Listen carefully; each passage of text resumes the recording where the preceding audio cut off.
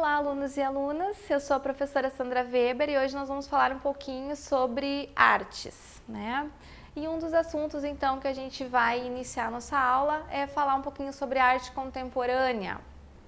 Vamos falar então um pouquinho sobre o que foi a Op Art.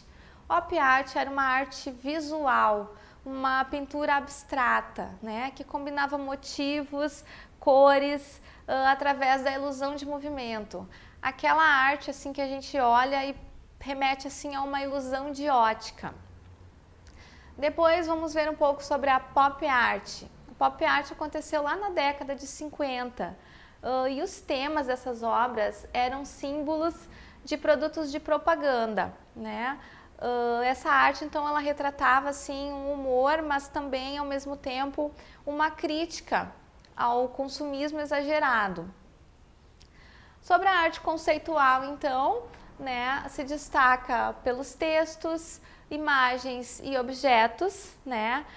Na arte conceitual, assim, o que eles diziam era que a arte, ela deveria existir por si só. Ela tinha que ser valorizada por si só.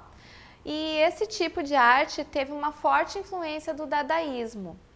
Sobre o expressionismo abstrato, né? O expressionismo abstrato, ele teve origem nos Estados Unidos e combinava a intensidade emocional do expressionismo alemão com a estética antifigurativa das escolas abstratas da Europa, né? Então, através dessa combinação aí, surgiu o expressionismo abstrato. A arte povera, né, quer dizer, então, assim, uma arte pobre, né? Essa expressão povera, pobre. Era uma arte que utilizava, então, materiais muito simples, né?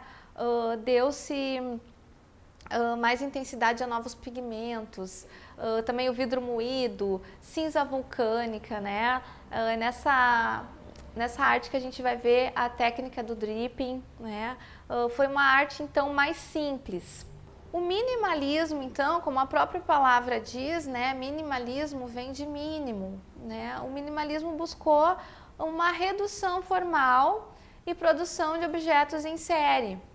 Se utilizava poucas cores, né, mínimo de recursos, somente o essencial, né? Aquela arte assim abstrata e crua. A gente vai ver no minimalismo, né, uma sequência de quadrados, às vezes triângulos sobrepostos, né? Objetos sobrepostos, essa coisa, né, de objetos em série para representar esse tipo de arte. Sobre a pintura metafísica. Pintura metafísica, então, era pintura acadêmica, né? Representava incertezas, inquietudes, imaginações e sonhos, né? As imagens, elas remetem ao mistério, se usa até legumes, frutas, se percebe então uma estranheza nas formas, né? Isso é uma pintura metafísica. A arte urbana ou street art, né, é uma arte que sai dos lugares consagrados à arte e toma as ruas, né? Neste tipo de arte, a arte interage com as pessoas. O que quer dizer isso, então? A arte urbana é aquele muro pintado, né? Aquele muro bonito, aquele muro pintado, é uma arte urbana. Um outro exemplo, as estátuas vivas, né? Hoje ainda, quando a gente sai, né, normalmente nas cidades grandes, assim, a gente vê aquelas exposições das estátuas vivas. E isso é arte urbana. Né? Essa arte urbana, ela saía então dos ambientes propriamente ditos de arte para interagir com o público nas ruas. E a arte hoje, então, ela envolve muito o conceito do novo, né? A gente tem a arte como evolução, como transformação, principalmente agora nessa era digital, né? Nós temos arte em qualquer lugar, né?